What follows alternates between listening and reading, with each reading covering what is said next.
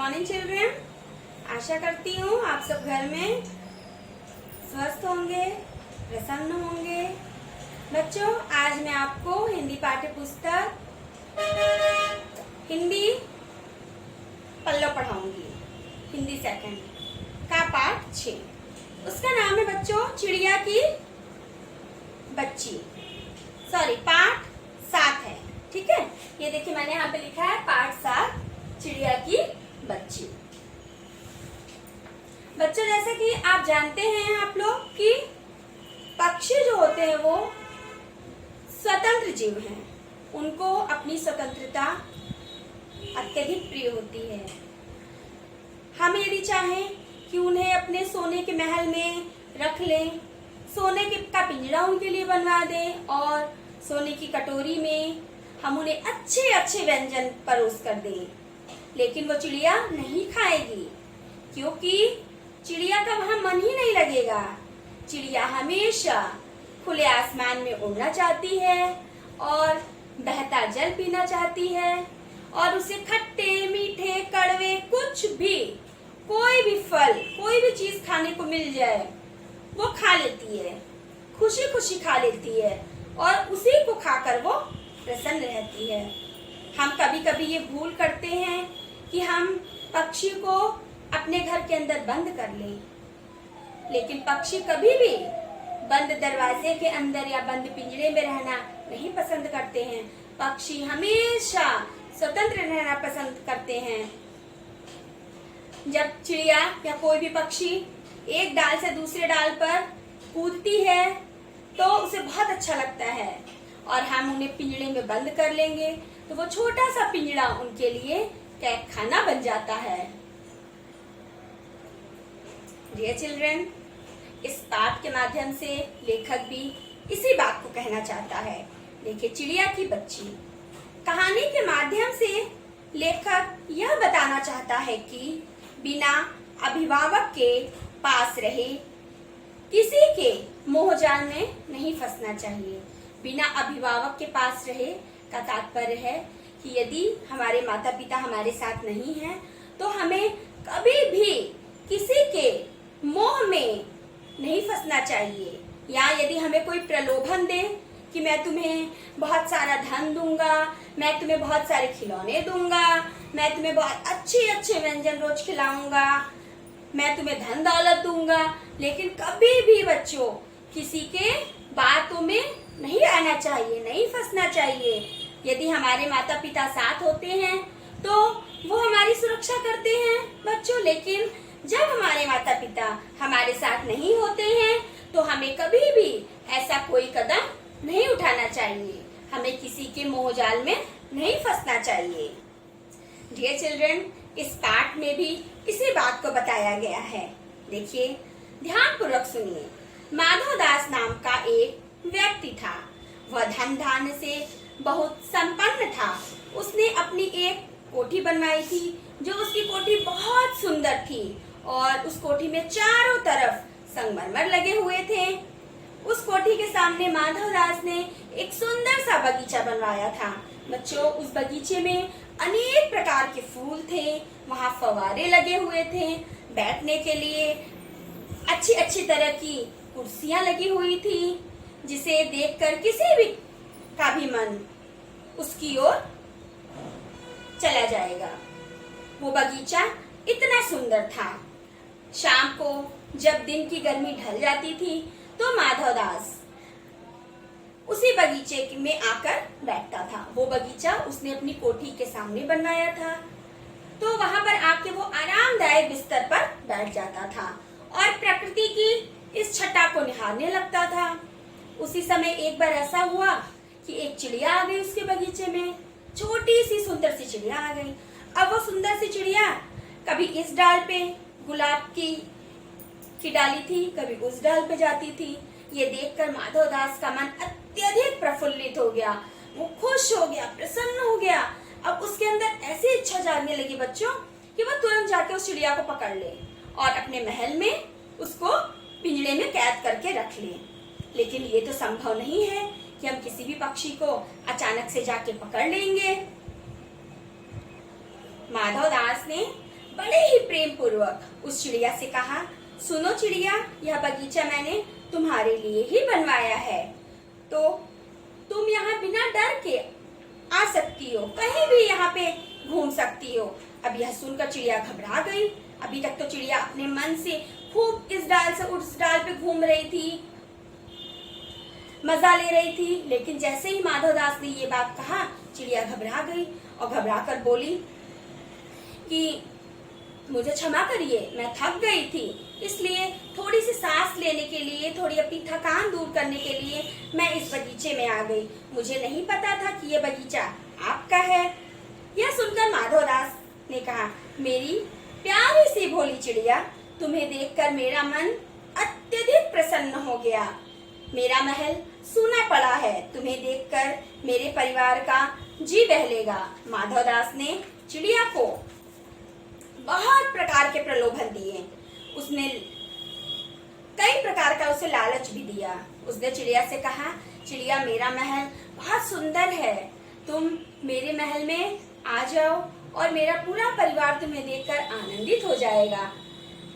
मैं तुम्हें बहुत धन दौलत दूंगा, तुम बहुत अच्छे से रहोगी। यहाँ तो चिड़िया तुम धूप में घूमती हो, पानी जब बरसता है तो बारिश में भीग जाती हो, कभी कभी तुम्हारे घोंसले को कुछ लोग तोड़ भी देते हैं, लेकिन मेरे महल में इस तरह की कोई दिक्कत तुम्हें नहीं होगी, तुम आराम से चैन पूर्वक मेरे महल में रहोगी। लेकिन चिड़िया ये सब सुनकर घबरा जाती है।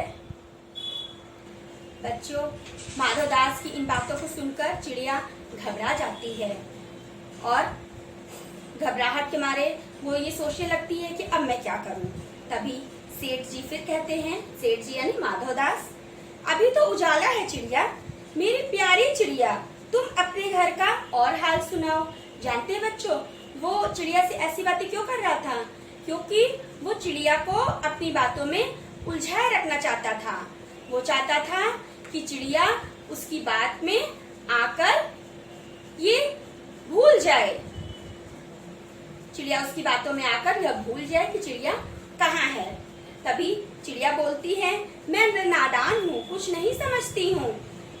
सूरज की धूप खाने, हवा से खेलने और फूलों से बातें करने जरा मैं घर से उड़ आई थी। अब सांझ हो गई है, इसलिए मुझे माँ के पास जाना है, मैं जा रही हूँ। माधवदास कहता है, बोली चिड़िया, तुम कहाँ रहती हो? तुम मुझे नहीं जानती। चिड़िया बोली, मैं सिर्फ अपने माँ को जानती हूँ, अपने भाई को जानती हूँ, अपनी बहन को जानती हूँ और अपना घर जानती हूँ। इसके अलावा मैं कुछ नहीं जानती हूँ। मैं फूलों को जानती हूँ, मैं पानी को जानती हूँ, मैं खाना को जानती हूँ। इसके अलावा मैं कुछ नहीं जानती हूँ। मुझे देर हो रही है, मेरी माँ मेरा बाट देख रही है, यानी कि मेरी माँ मेरा राह देख रही है। मुझे जल्दी ही माँ के पास जाना है। माधवदास उसे रोकने की बहुत प्रयास करता है, लेकिन वो चिड़िया नहीं रुक पाती है। फिर माधवदास के बगीचे में एक ऐसा बटन लगा हुआ था जिसकी वो जब बटन को दबाएगा तो उसके महल से उसके सारे सेवक दौड़ते भागते हुए चले आएंगे कि क्या हुआ, इसलिए कि मालिक ने मुझे बुलाया। उसी समय माधवदास क्या करता है कि बटन को दबा देता है और वो सारे सेवक उसके बगीचे में अचानक से आ जाते हैं। अब माधवदास उनसे कहता है कि मुझे ये चिड़िया पसंद है और ये चिड़िया तुम लोग पकड़ लो। सारे सेवक चिड़िया को पकड़ने में लग जाते हैं। अब चिड़िया उड़ रही है, भाग रही है। माधवदास सोचता है कि अब ये चिड़िया चली जाएगी, इसलिए वो उसको अपनी बातों में उलझाए रखता है। कभी कुछ बात पूछता है, कभी कुछ बात पूछता है, कभी कहता है तुम कहाँ रहती हो, कभी पूछता है तुम्हारी माँ कहाँ है, कभी पूछता है तुम कितने भाई बहन हो। चिड़िया घबरा कर डर से उसके सारे प्रश्नों के उत्तर को देती रहती है और उसके मन में एकदम डर सा आ गया है कि अब मैं क्या करूं। लेकिन माधवदास उसको बगीचे से जाने ही नहीं देता है। पूरे समय वो अपनी बातों में उसको उलझाए रखता है। चिड़िया अब ये समझ नहीं पा रही है कि अब मैं क्या करूं। उसी समय अचानक से एक कठोर स्पर्श उसकी देह को छू गया। वह चीख कर चिचियाई और एकदम उड़ गई। नौकरों के फैले हुए पंजों में आकर भी वो नहीं आ सकी। चिड़िया को एहसास हुआ कि मुझे कोई पकड़ रहा है। जब उसके नौकर माधव दास के चिड़िया को पकड़ने के लिए अपने पंजे चुपके से पीछे से जाते हैं, फैला के उसे पकड़ने लगते हैं, तो उसे ये एहसास होने लगता है कि मुझे अपने कठोर पंजों से कोई पकड़ रहा है, और चिड़िया अचानक से चींची चींची करके भाग जाती है। उसके नौकर के हाथ में नहीं आती है।